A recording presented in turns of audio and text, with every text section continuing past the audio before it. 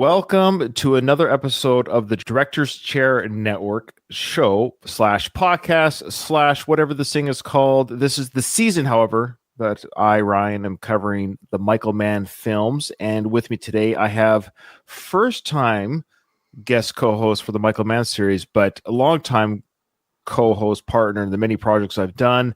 Specifically, Craig, you covered 3 different films from Ed Zwick's career. Yeah. But you're with me today for Michael Mann's career. How you doing? I'm good, thanks. And apologies to people on the video. My camera is not working. We could not get it to work. But we do get this sort of Michael Mann-inspired avatar for me. It's the picture I use for my music.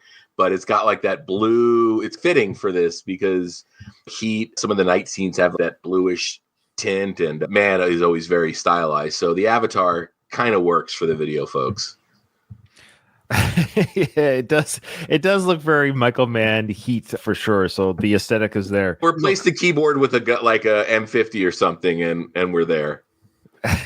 So we're covering a big film today, and I'll just say this up front: if you're listening to this because you are a Heat nerd or fanatic or those things, we're not here to give people something they don't know. So if you're looking for like crazy trivia and all the behind the scenes stuff and you're already a Heat fanatic at that point, so you already know everything. This is just 2 friends talking about Heat, talking about Michael Mann, giving our thoughts and stuff like that. I always want to make that clear because I don't want people coming here thinking they're going to tell me something I don't already know because I'm a Heat fanatic. But if you just want to hear 2 friends talk about the movie and our thoughts on it, this is the place to do it. I will say this too: this is part 1 of 5. So what I mean by that, dear listener, is I've got 5 different co-hosts coming on to cover Heat because it's such a big film. 1, it's not short.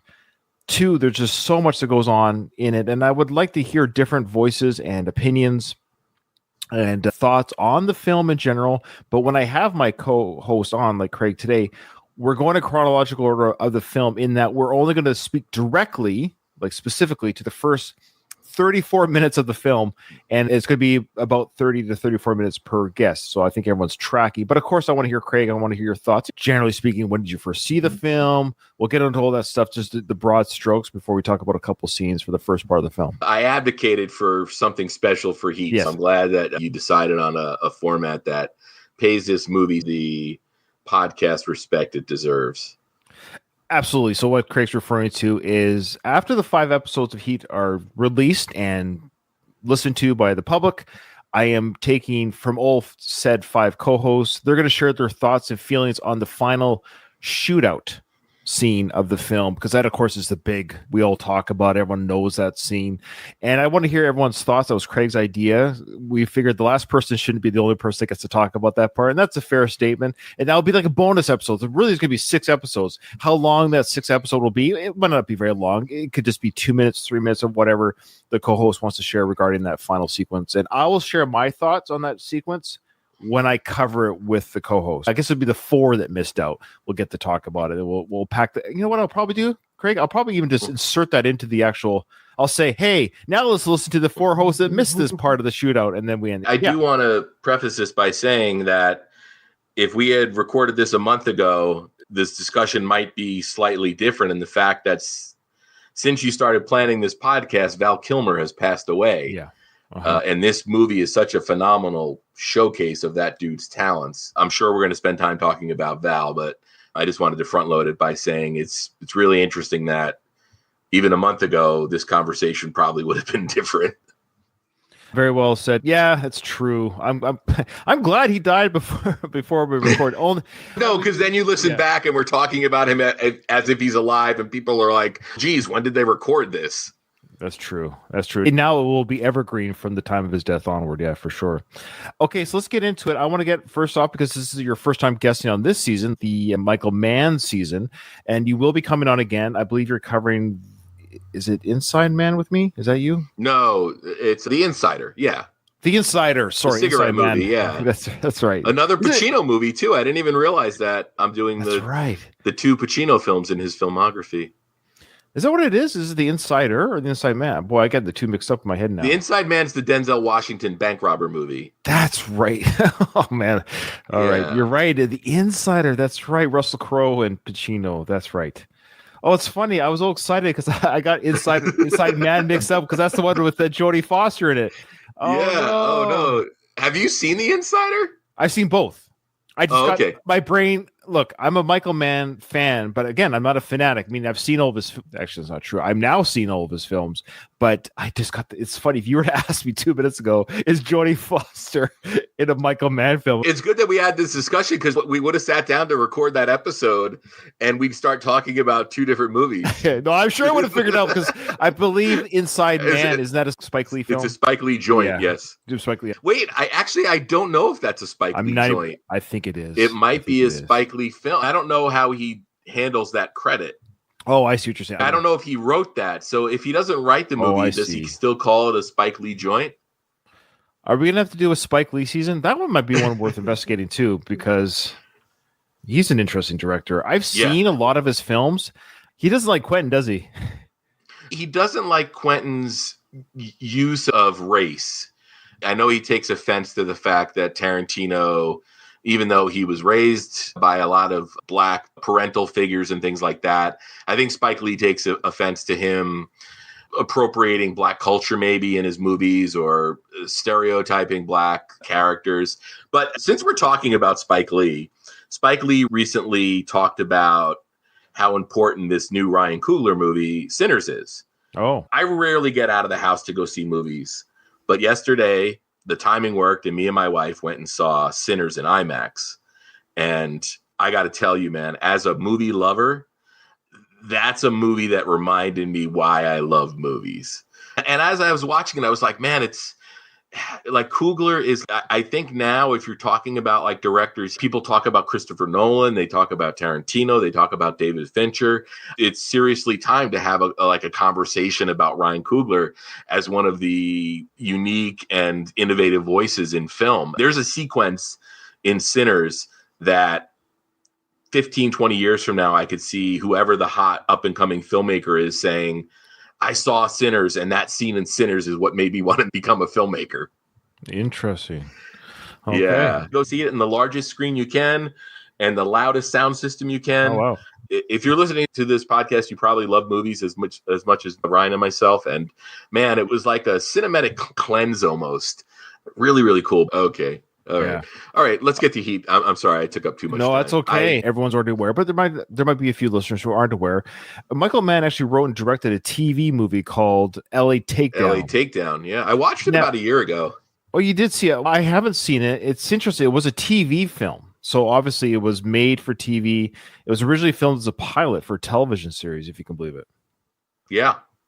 Of the names in here, I recognize Michael Rooker. Great actor, and Daniel Baldwin was in it.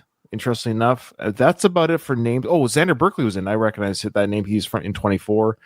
What's your overall thoughts on the TV film or the pilot? What was it? Was it good? Was it ahead of its time? Or no? It was watchable. I think without the connection to Heat, it probably wouldn't be worth talking about. But it's interesting to see a filmmaker do something, realize how great of an idea it is, and then revisit it and get a second chance to do it and create a masterpiece. It's a curiosity at most. It's something I watched. I doubt I'll watch it again. All right, fair enough. Okay, so it really does feel like a TV pilot / made for TV type. Well, it's interesting to see Mann play with the idea and then get a chance to really do it with a bigger budget, the kind of budget it deserves. And more importantly, the acting talent that he has in Heat. I think every major character shows up in that first 34 minutes, right? Yeah, and I haven't seen this movie in a spell. Like, I don't watch it yearly or anything. I've seen it probably, I admit, 3 times fully, maybe 4, maybe, but not more than 5. So it's been a few years since I've seen the film. I know well enough that when I'm watching it, I'm not surprised by any of the major beats, like the heist and this and that. But I forget like dialogue and scenes. And Michael Mann, of course, had another chance to write and direct and make a full-fledged movie out of this. Yeah, you mentioned the characters. We're going to get into them, or we're going to speak briefly about them. And they're going to come up again 5 times as I do this. So I'm not going to say too much per actor, but I am curious with my co-hosts. and I'll say this to all of them, just to briefly give me your overall thoughts so I don't bore my listeners too much. But I want to hear your opinions about some of these actors, of just how they did in the film overall, or what you think of their career, like I've done on other movies. But if I'm going to have more than one co-host, I want to hear other people's thoughts on the characters if they come up during their segment of the movie they're going to watch. Because, like you said, Craig, almost all the major players are shown in the first half hour of this film, which is crazy. I'd forgotten that. Holy smokes. Not everybody, but most of the big ones. So right away, Robert De Niro. What are your thoughts of Robert? Yeah, it's insane the level that he is able to achieve as an actor. And I know there's a lot of sort of conflicting opinions about De Niro now, as the political climate in this country has gotten as hot as it has. People aren't able to objectively look at artists for their art. I'm guilty of it as well. But it's really amazing to watch De Niro in what you could probably consider his prime, probably from Goodfellas to this movie, where like his prime years as an actor in terms of really achieving a high level in his craft. This character, it's such a well-written character.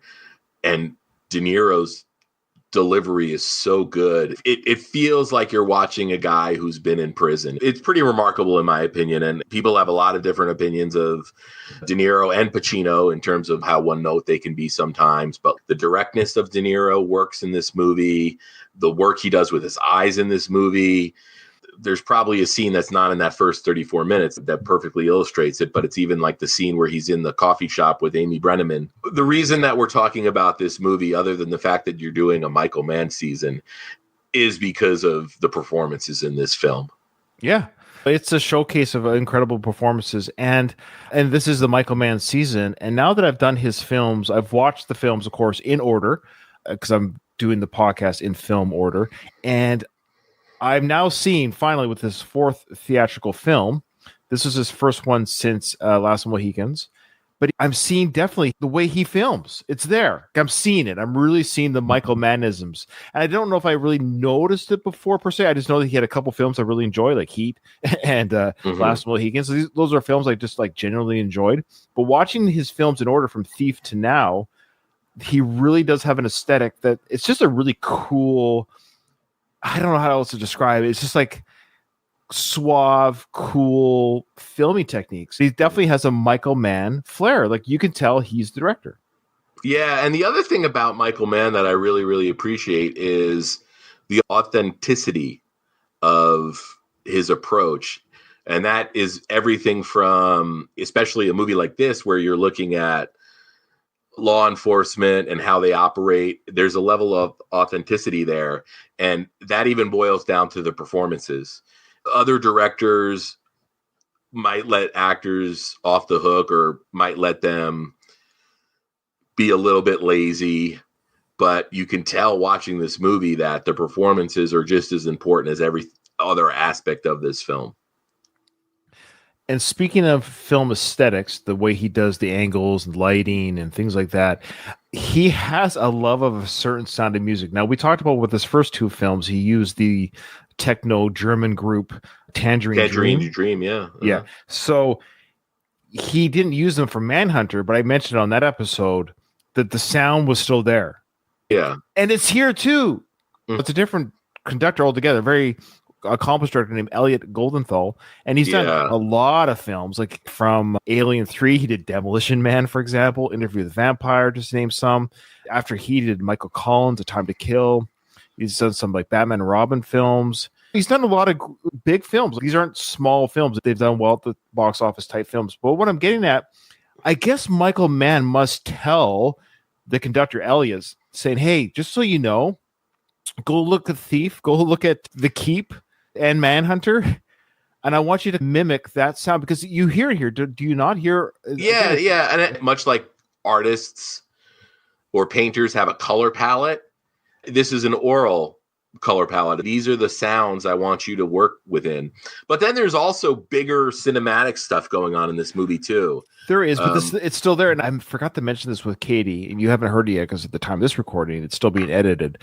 But there was, even with that big, because as Last Mohicans incredible score. It's one of my favorite scores of all time. But there were scenes in that movie where he still had the theme of it. I hear it. I'm like, I hear it. It is. I hear the sound. So even though it's a more classical epics by Trevor Jones used in Last Mohicans, there were moments in that film where it's like, I hear that Tangerine Dream, whatever soundscape he wanted.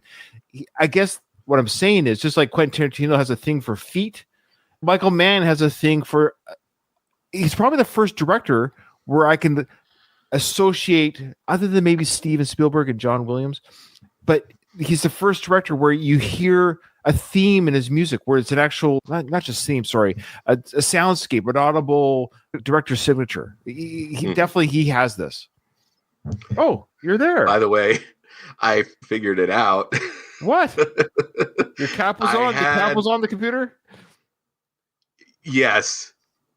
Are you serious? But it's so weird that it would give us the error message that it did.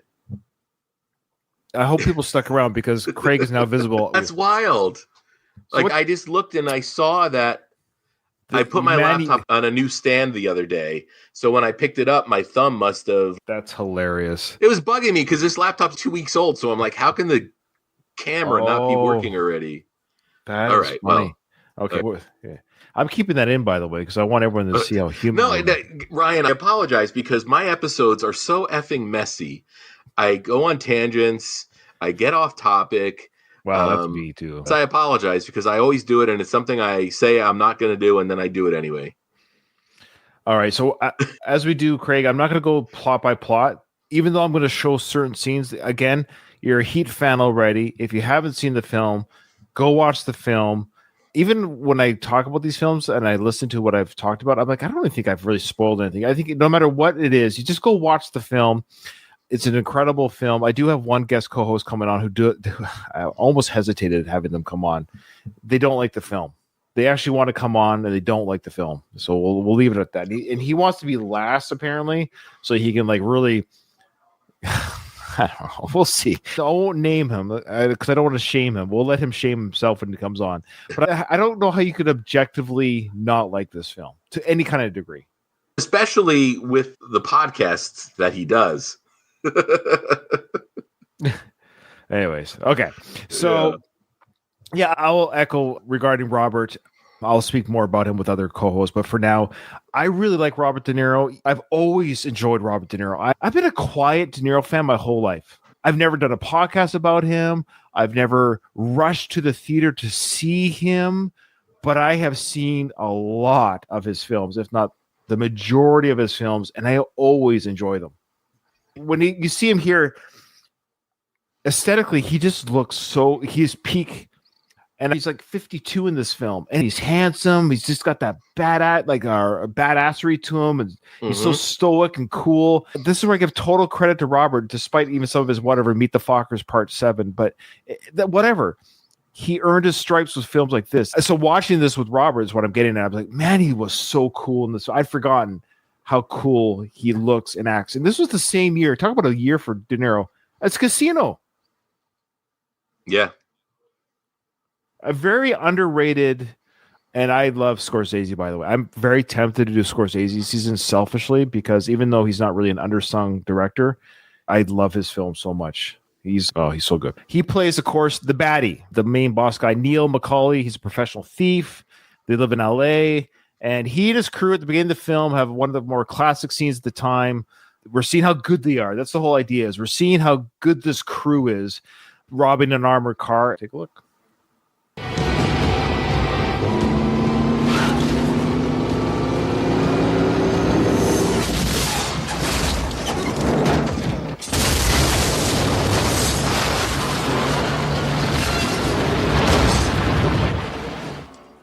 So let it play a little bit here. But again, it's that classic scene of the semi hitting the armored car, tipping it over.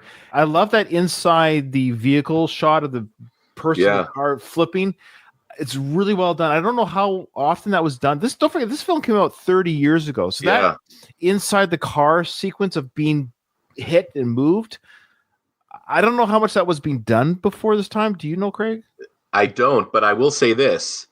The driver is a stunt performer named Tommy Rosales Jr. If you Google him, you'll see his filmography. It's pretty remarkable. But he is an indicator when you see him in a scene that something very technical from a stunt perspective is about to happen. Because it looks like there's no CGI here, obviously, so it looks like he was jostled. So Yeah. that makes sense. So that was him okay. That totally makes sense because it's a very impactful, excuse the pun, scene of him being jostled inside the armored vehicle. So it's very effective. Now we're seeing how precise these guys are. They got the timer. They realize once the call has been made, they have exactly 3 minutes to get out of there before the response comes in. And this is a great sequence here. Again, another classic scene when the windows get blown out, when they blow out the armored car door. It's just, again, a very effective, quick little scene of the sound effect that the explosion has, because that plays into the poor armored guard's ears have been blown out in the process. Clear!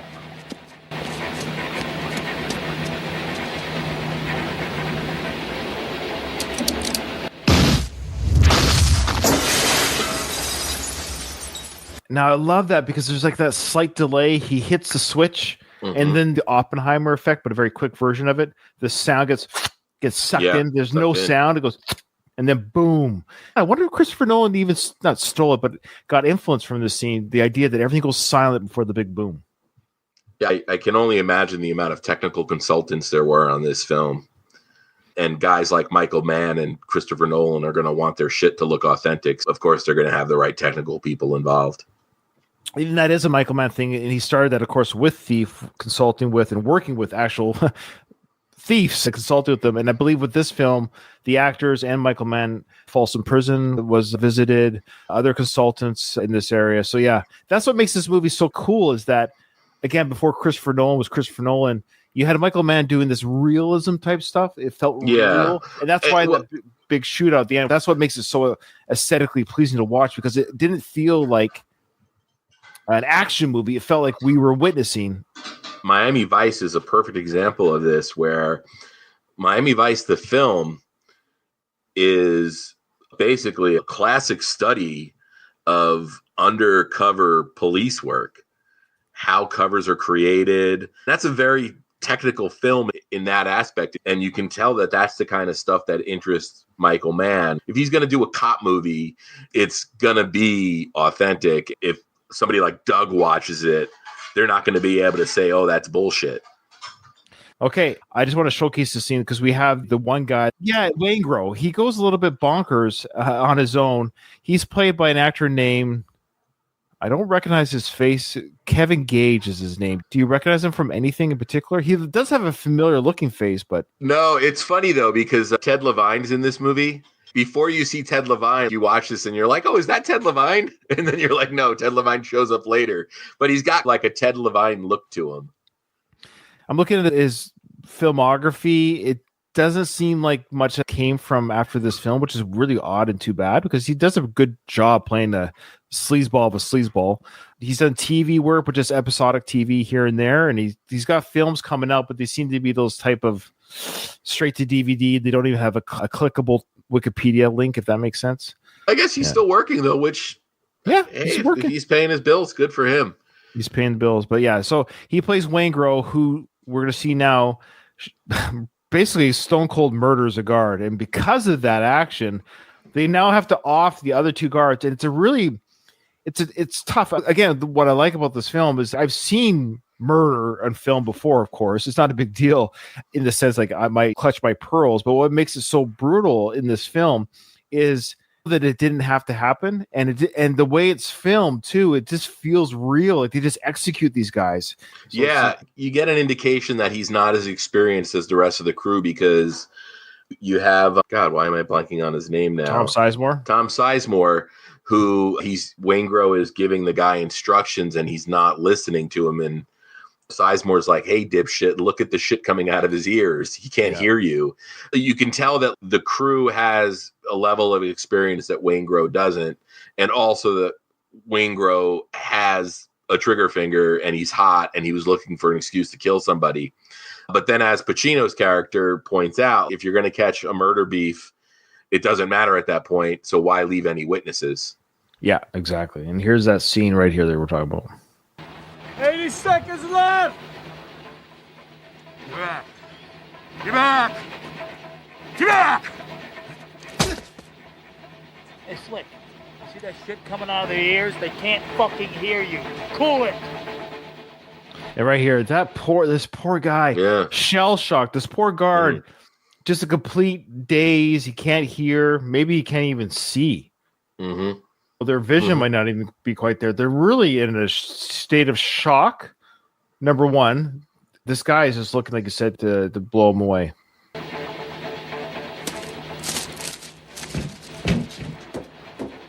I got it. Got it.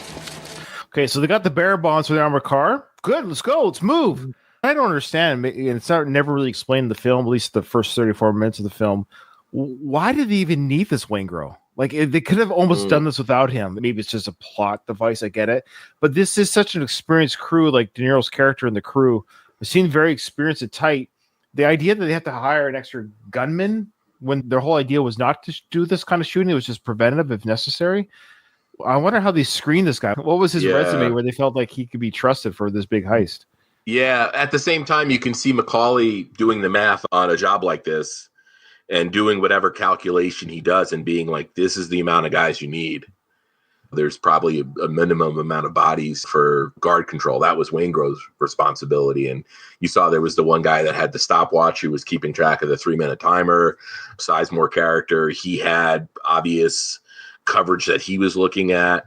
It's understandable from that perspective. But if you're going to nitpick the movie, like your co-host at the end is, this might be one of the things that he details about why he hates the movie. Let's not give him any ammo. I want him to come in on his own. I should have had him come on first, but he swears he has to be last because I guess he wants to leave a big heat shite for everyone to listen to. All right. I said, sure, you can go last. That's fine. All right. So here's Waingro, and this is just brutal. Brutal, brutal. Viewer discretion is advised. Gotta fuck with me. You wanna fuck with me? There's Tommy Rosales. Yes, now they had no choice because, of course, the one shot happened. The other guy's like, well, crap, they're shooting us, so I got to pick up my gun, start shooting. They weren't going to fight, but like now he just shot my teammate, my security guard teammate, so I guess I got to fight now. They shoot him down, but then you have this one guy. Oh, I feel bad for this guy. He's still walking out, almost like surrendering himself, but yeah, just wrong place, wrong time.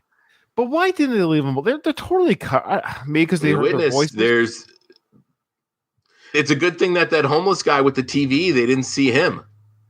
You're right. They heard the word slick. We talked about that. They heard their voices. So I guess there is enough. There's voices, body statures. Yeah. How many were there? Yeah. Yeah.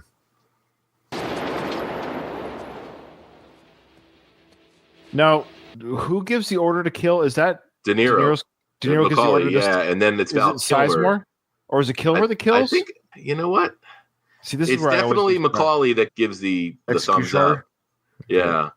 But Kilmer was in the truck. He was the one that got the bonds. Yeah. That must be Sizemore. Yeah.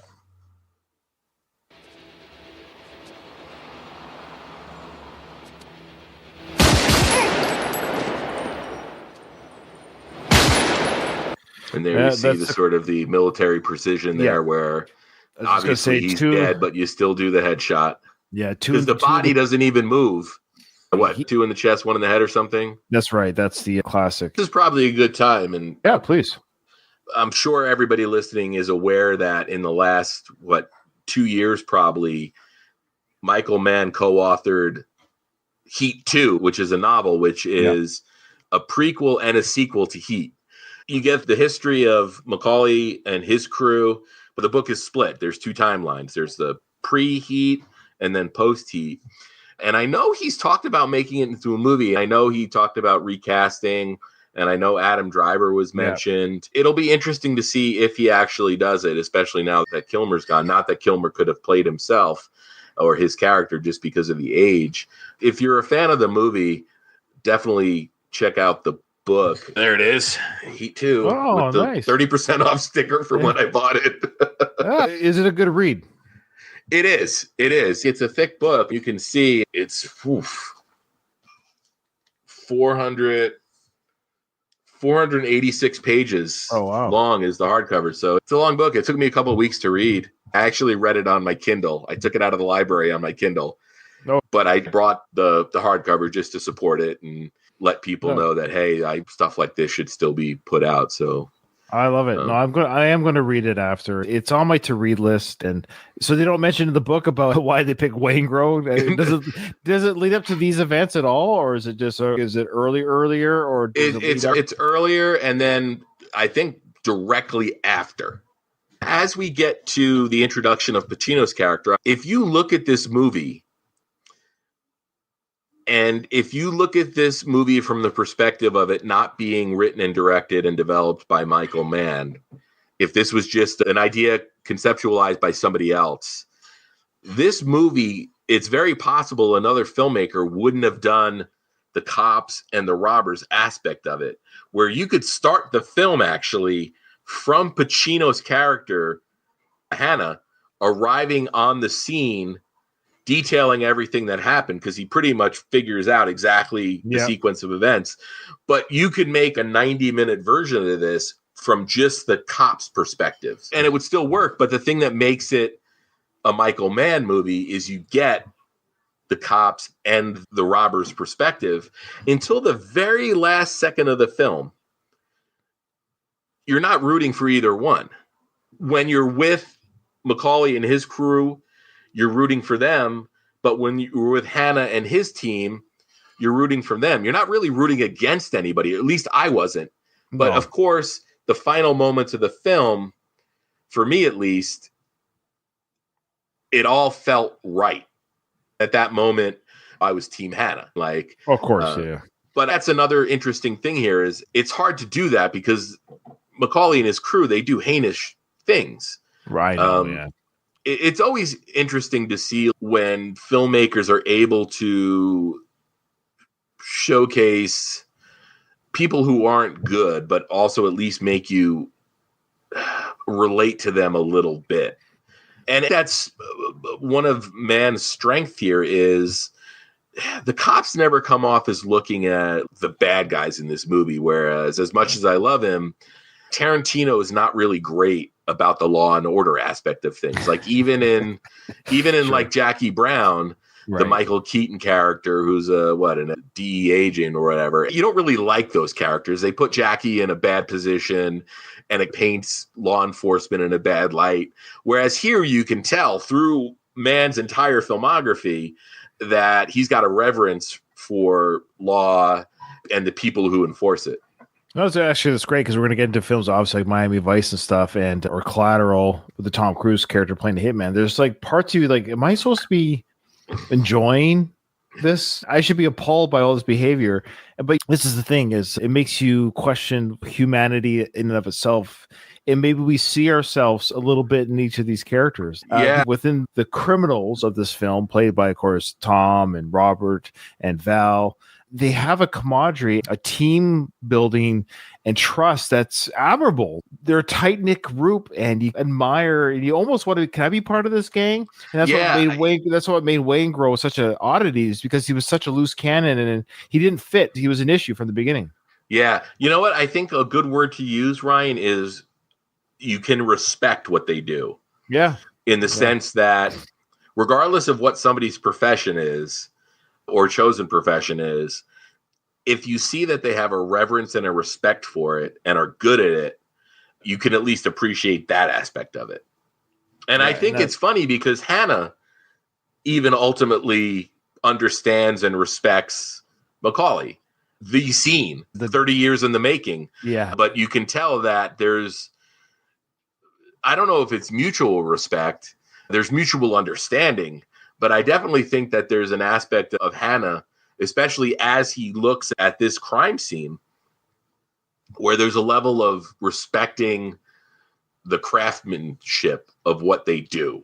He understands it. He knows that it's not just these 3 guards weren't killed for a reason. It's like the one was killed and then the 2 other were killed just because they're already going to have murder charges. So it's interesting there. And I don't know if that makes a good cop it probably is the fact that you shouldn't underestimate or disrespect the people that you're hunting or investigating or looking for, because if you disrespect them, you're probably going to miss details or things that might help you catch them. So that's probably part of Hannah's philosophy. He even says it, right? These aren't gangbangers. These are professionals. So yeah, he recognized right away. Yeah. Of course. You have to know your enemy to chase them, to figure them out.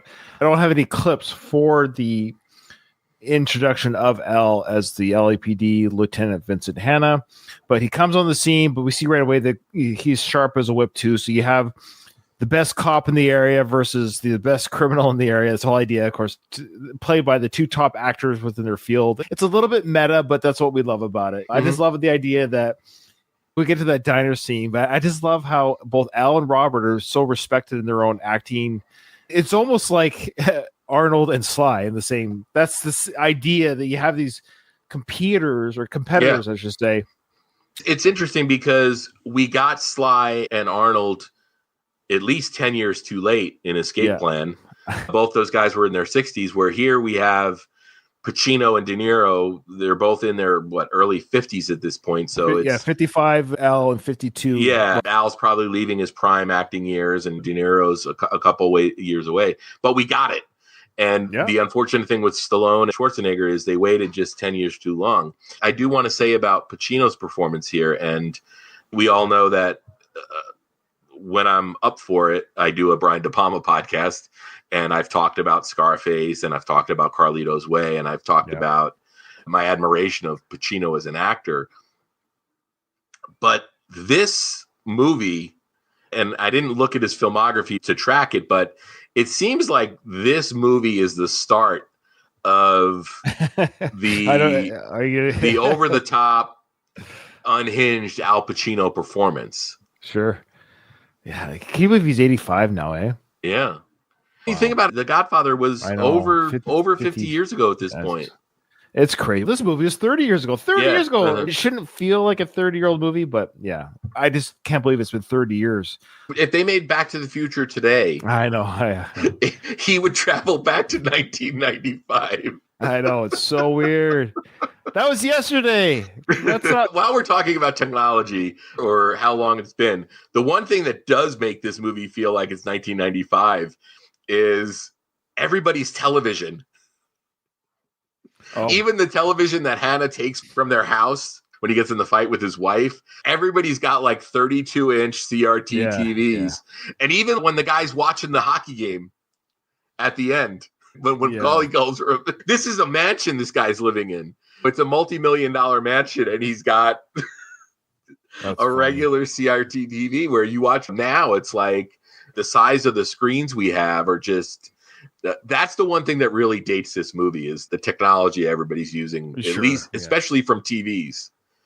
We're talking about Al Pacino as a character. His last name is Hanna, but he was married, and the woman that he marries took the last name as well, Hanna. She's a divorcee. Her daughter, of course, played by 14-year-old Natalie Portman. So this is pre-Phantom Menace. It's also pre The Professional too, right? I thought she was younger than Professional. The Professional is 91 or 2, I think. Oh, is it? Okay. Remember that film came out, the controversy about her being so young and the way she was sexualized in that film. She was 14 in this film, and it's funny that we get the I wouldn't say it slows down the film anyway in that sense, but we just see Al playing dad to a stepdaughter, to his younger wife. The wife is Justine, and she is played by an actress named Diane Venora. Now, would you know that name if I didn't say the name? Would you know her from anything? No. Diane Venora. You know what she looks and sounds like? I hate to say this. This sounds terrible when I say this. But she's like the Temu or Wish.com version of Demi Moore. Yeah, I think we couldn't get Demi Moore. So you get Diane Venora when you don't get Demi. Is that terrible? No, it's not. And by the way, The Professional was 1994. Oh, it was still before by a year. Okay. Yeah, he filmed, Luc Besson did La Femme Nikita in 1990. Oh, okay. Yeah. So I think The Professional, funny enough, was the first time I saw Natalie as an actress. And okay. This is another thing I really respect when movies do this. And Sinners did this recently as well. But when you see people on screen that are matched with people that you realistically see together in real life. So you have a twice married workaholic cop, he's not going to be dating a supermodel. True. I respect authentic casting in movies. And when you see people together where you're like, of course, they're not going to be with Cameron Diaz or something. And I could have done without the grabby makeout session at the beginning of the film. Like watching them like just kiss. It wasn't even like that sexy. They were just kissing and kissing and kissing. Ugh. I don't know if I want to see this. This is not. Yeah. It's just not appealing. Oh, and the other funny thing about their home, did you catch that their bedroom is just upstairs in the loft? Yeah, that's the thing. As they're having sex, I'm like, where's the kid? Like, where's Natalie Portman here? She just walks up the stairs. And the mom's like half dressed just after coitus with Al. Al's in the shower getting the stuff off him, and she's just like lying about with the cigarette. Or Natalie comes in. You guys done? Great. Have waffles now? Or, yeah. Where's my beret? Where's my hairpiece? Hey, but that. Yeah. Why did we waste 2 minutes looking for her hair beret? The Natalie Portman character probably isn't necessary, aside from the fact that it lends another level of character element to Hannah, when it shows that he's not a good guy because he's being paid to be a good guy. He's genuinely a good guy. If you look at it, he's the only one that really cares about this girl. You can even tell the mother, to a certain extent, is a little bit selfish and probably not a great mother. And we never see the dad, but clearly the dad's a piece of shit. That's the reason for her character, is to reinforce that Hannah is a good guy and not the good guy. Yeah. He's not a piece of ass, because he was actually like, did the dad come by and see your daughter? Lauren is the name of Natalie's character. So he's interested enough to make sure he doesn't want to overstep his bounds. Like, I'm not her dad, but at the same time, as a man should be with his daughter, and he's holding the ex-husband accountable better than the mother is in a way. Mm-hmm. Yeah. Uh-huh. Okay, so now we're at the scene where they being, of course, Robert De Niro's character, Neil McCauley, they meet up with Waingro at the diner. So Waingro's there at the diner talking to Tom Sizemore and Val's characters. Robert comes in, and I love where he basically slams his head against the table and then the window in the diner. And there's a buddy there who watches it, and then Tom Sizemore looks at him like, nah, don't worry about this. And the guy goes back to his paper or whatever. Yeah. Uh-huh. And every time I see this scene, is like, this is what I wish I could do to my kids when they're nasty in the restaurant. Oh, you're being really loud in the restaurant. Boo, boo, boo. I always pictured that.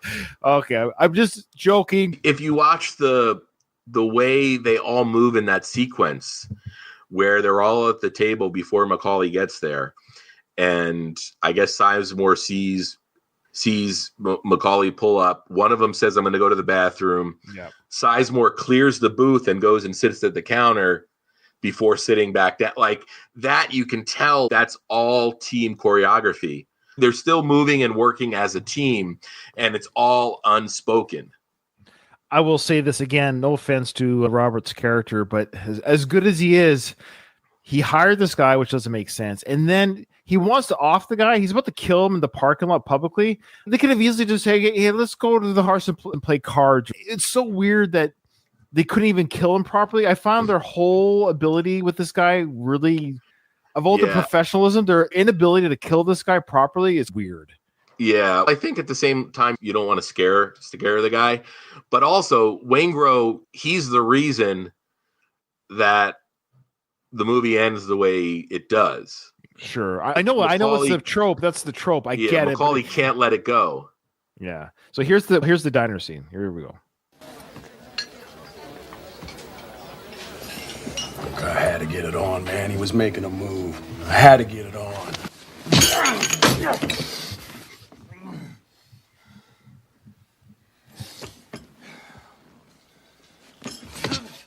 And I love the way De Niro grabs the back of his hair. It's great. It's a great little sequence. And Tom Sizemore, rest in peace, buddy. I've always liked him. In films. What about you? Yes, agreed. And he was an intense dude, and he brought that intensity to his acting. It was 2 years ago. Just 2 years ago that he died, age of 61. It's unfortunate. We just watched this scene back, and we haven't really talked about him other than the fact that he's passed. But if you look at Val in that scene, it's all reactions. It's all in his eyes. He's just dialed in. Oh, I see. Yeah. Yeah. I love how he's very stoic. Val's very Yeah. stoic. And I gotta say this while we're talking about Val, and I'm sorry to cut Of you off. course. Later in this movie, we see a strung out and then a shot Val Kilmer character. But man, did anybody play sick and close to death better than Val between this movie and Tombstone? That's true. Like, you watch both of these performances, you're like, dude, he looks like he's on his last legs. He's method acting. Yeah. Okay, so now this next sequence here is just an example of the Michael Mann. It's almost like he's saying, "Hey, I'm Michael Mann, the director that does stuff like this." It's Robert De Niro just overlooking the ocean in his apartment, but just the coloring, the hue, and the musical score will kick in quietly. So we got the camera set up just there. We see the gun put down on the table. De Niro's character just walks through the glass wall to look outside, and then he just does a classic stand. Camera pans up. We have the subtle cue of the music. He's thinking about the events thus far in the film, of course. But this shot here, that's a very Michael Mann shot there. Just a part of the face. And then it goes into focus of the ocean, and then his face blurs. And the coloring and everything. What do you think of this? Is that a Michael Mann shot or what? Absolutely. That's the Michael Mann aesthetic to a T. Yeah, so I just like that example. Okay, we're going to talk about Val in a second. I think he's the next scene. Yeah, so we get to see a young Ashley Judd, 27 years old. I'm not sure about her haircut. Was that the cuts of the 95? I can't remember now. Yeah. I don't know if the Friends was big then, but I'm just trying to. Yeah. In the book, you get the whole story of how the two of them end up together. Oh, okay. Now, does she think he's a gambler and not a like? No, she knows who he is. Okay. In the book, not to spoil it, sure, but that's fine. She's a working girl in Vegas, and he's in Vegas gambling. So, Okay. Yeah. We're going to see a little bit of their domestic life, so to speak. And I guess they have a kid together, which is brought up. And they have a fight before they go to a party. And we've all been there, Craig. We've all fought with our spouse before we go to a party. I thought that was like the default. Yeah, that's right. Yeah, come on. You gotta be kidding me. Honey, it ain't worth the risks you take for 8,000. Like in risk versus reward, baby. Yeah, she knows what he does. Oh, of course, there. Yeah. There is no point talking to you because all you are is a child growing older. What's this supposed to mean? It means we're not making forward progress like real grown-up adults living our lives because I'm married to a gambling junkie who won't listen. Oh, that's the part I got confused about. So she's saying he's making money off these hits, but he gambles it away. Mm-hmm. Okay. Yeah, I'm not crazy about her hair, and I like Ashley Judd enough, but I feel like they couldn't get Sharon Stone for those roles. Like Sharon Stone was a little too old at that point. Really? 30 years ago? Sharon Stone was in her mid-30s, probably. Oh, I don't think she's that old now. Now you're going to make me Google her. So again, Ashley's 27 here, and Val is... I always like to know their ages because of their dating ages. So she's 27 as an actress. Val is... 31, maybe? 35. Okay. That's okay. Actually, that's my spouse and I'm 8 years older than my spouse, so that's legit. But Ashley, she's lovely. You don't really hear about her anymore. Have you heard about her recently? I think she left the business on her own. I liked her. Sharon Stone was born in 1958. Oh, she was 10 years older. 37. Her mom committed suicide within the last couple of years. And she's had a rough go. Her sister Winona has had public issues. So that family seems like they've carried a lot of weight. Yeah, that's true. Singer, right? Yeah. The judge. Yeah. It's just sort of weird because she was in everything. Ashley was in everything for a while there. But I think she's probably comfortable. She's got her money. Yeah. Oh. And unfortunately, it's hard for actresses. There's actresses that sort of have parts on lockdown. Like Meryl Streep's probably taking all the shit that Ashley Judd would get now. Yeah. Meryl Streep has defied all odds with her getting older, but still gets great roles. Yeah. Okay. All right. So now we're going to get to the scene where we have Amy Brenner. How do you say her last name? Brenneman. Now, she is a little bit younger than Robert, I believe.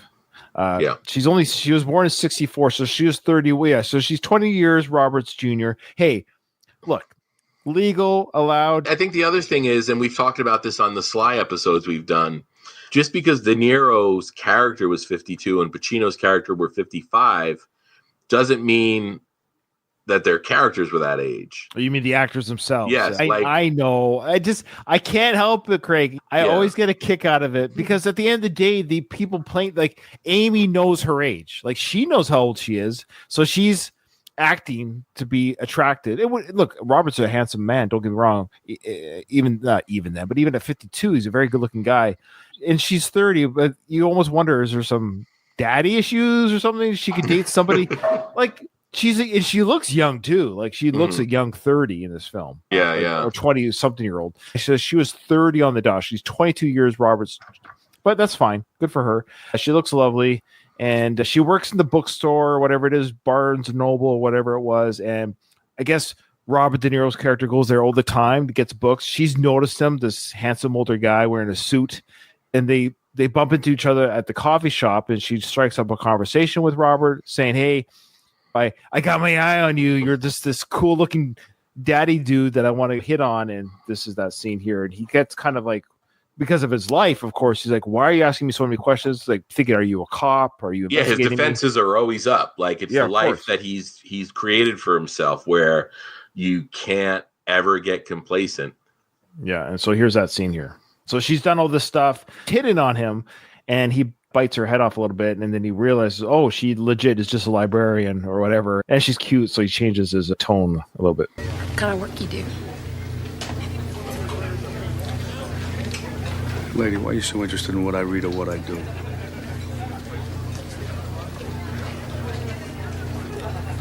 I've seen you in the store from time to time. What store?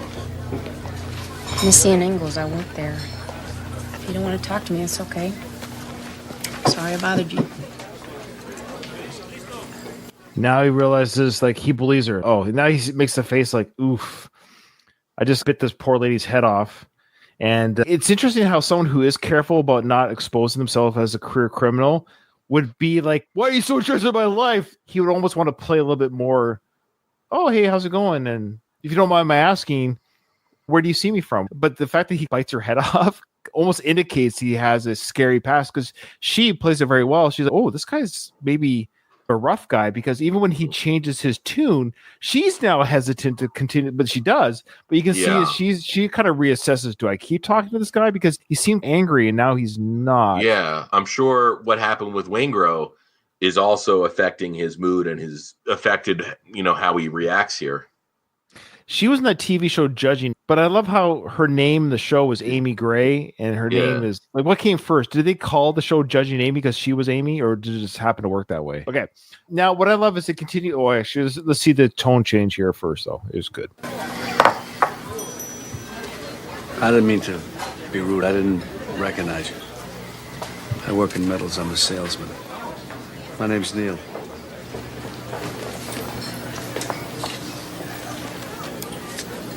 I'm 80. Yep. Yeah. She would have been better off just giving him the brush. Yeah. Now, the next scene I want to show you, so they end up having coitus the first night, as one would with Robert and her. But before they do, they have a date at his penthouse or whatever. They talk over their family history and all that good stuff. Was there digital film at this time? No, this was shot on film. I believe the first movie Michael Mann shot, I believe it was Collateral. Collateral okay. and Miami Vice were shot on digital. Digital, yeah. Digital started around 2000 or 2001-ish. I think the second Star Wars prequel.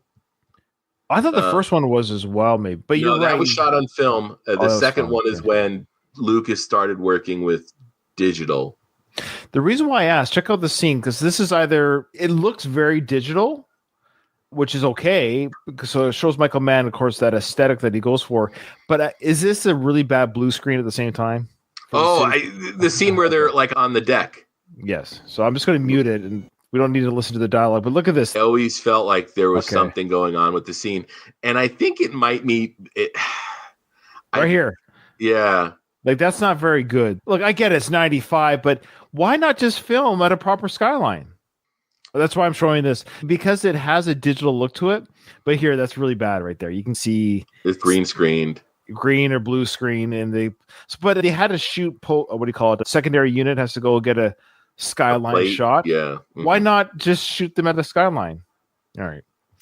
Okay. So you can see why we had to do this in parts, right, Craig? There's so much that goes on even the first half hour. That's why I always told you Heat needed to be a super show. You told me this has to be a super show, and you told me, and we're going to get your thoughts after we record or this part. You're going to share your thoughts on the final shootout. But before we get to that, I just want to show the classic. Why did Al... Okay, so when Al has his little blow up, so we're going to see now where Al and his partner, played by the famous Bubba Gump dude, how do you say his name? Yeah, Mikhail Williamson. Mikhail Williamson, yeah. Yeah, he's the classic, him and Forrest Gump talk about all the different shrimp they're going to have.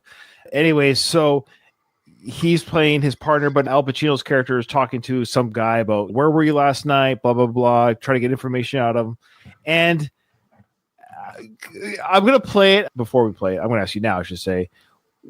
Was this direction given by Michael, or did Michael say, Al, I want you to do this out of the blue? It makes no sense the way this conversation is going. Or did Al just do it, and did he surprise Michael with it? Here's the scene. The thing was yesterday. Today, you're wasting my motherfucking time. Listen, man, Did you look. fall in love? Come on. Did you fall in love last night? You went off somewhere? Vince. Just tell me that. I'll settle for it. You know what I mean? I'll buy that. Vincent.